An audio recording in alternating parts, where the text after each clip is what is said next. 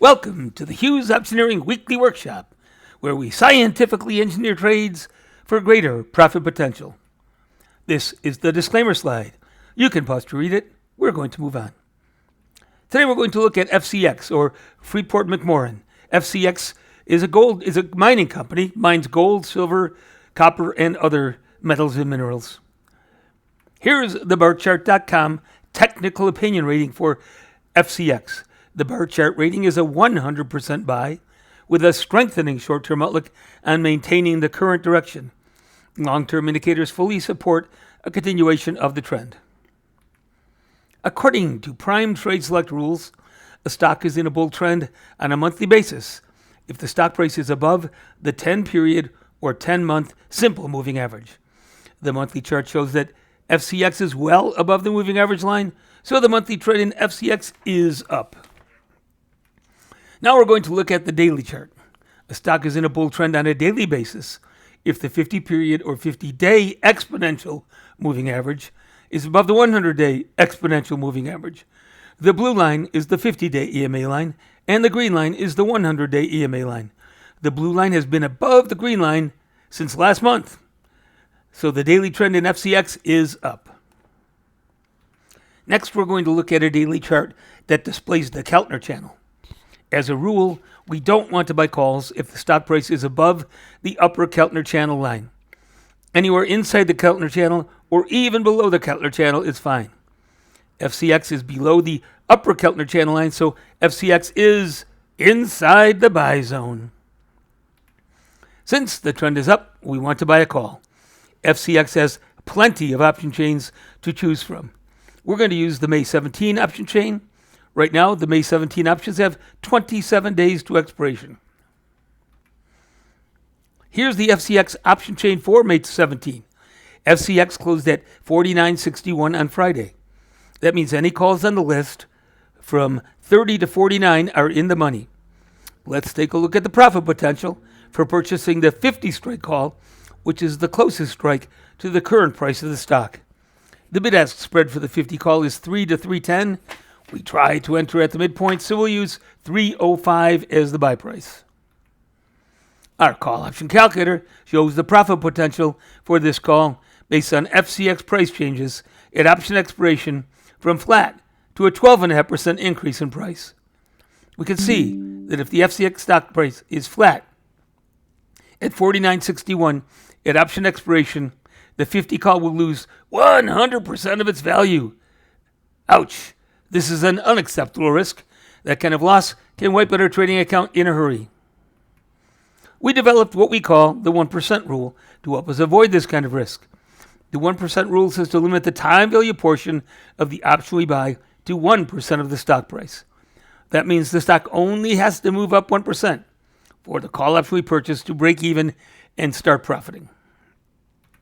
Now let's take a look at buying the 45 strike call to see if it qualifies for the 1% rule. Here's the call option calculator picture for the 45 call. According to the 1% rule, we want the call to at least break even if the stock price is up 1%. The calculator picture shows that if the FCX stock price is up 1%, the 45 call will lose 14.9% of its value. We want that to be break even or better, so the 45 call does not meet our requirements. Let's see if the 40 call will work. The bid-ask spread for the 40 call is 840 to 1155. We try to enter at the midpoint, so we'll use 10 even as the buy price.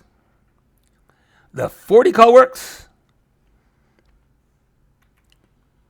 If the FCX stock price is up 1%, the 40 call will make a 1.1% or $11 profit.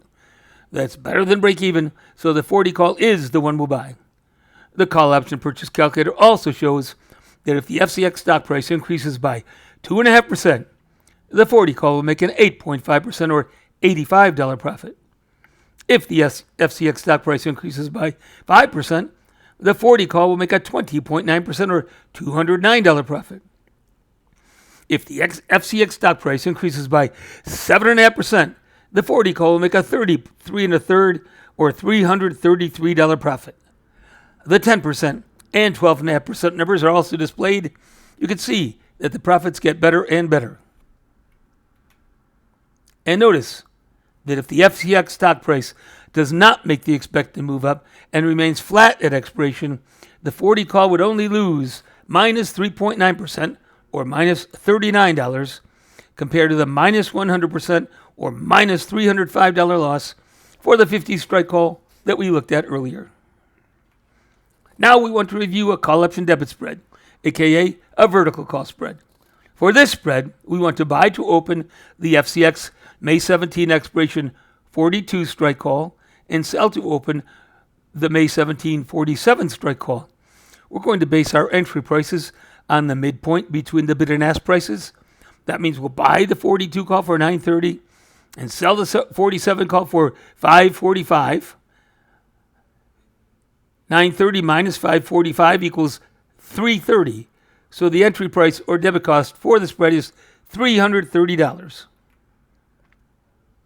Whoops. It's not $330. $385. Let me read that last part over again. Okay, yeah.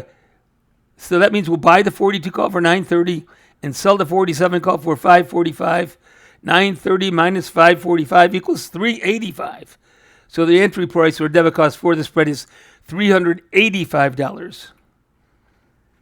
The call option spread analysis calculator picture shows that the spread will make a 29.9% or $115 profit if the FCX stock price declines by 5%, remains flat, or increases in price when the options expire. If FCX is down 7.5% at expiration, the trade will make 1% or $4. Creating the debit spread will allow us to collect a $545 cash credit to our brokerage account for the sale of the 47 call. As we said on the previous slide, this reduces the cost of entering the spread to $385. Here's a note regarding earnings reports. The next FCX earnings report is the day after tomorrow, Tuesday morning. It's Tuesday before the open. So cautious traders might want to wait until Tuesday to place these trades. Let's see. Let's review the trades one more time. The first trade was a call purchase. It said to buy to open the FCX May 17 expiration 40 strike call for 10 even. That would be $1,000. We also reviewed a spread. The spread said to buy to open the FCX May 17 expiration 42 strike call and sell to open the FCX May 17 expiration 47 strike call at a debit of $385. That's it for this week's Optioneering Workshop. Thank you for joining us. We look forward to seeing you again next week.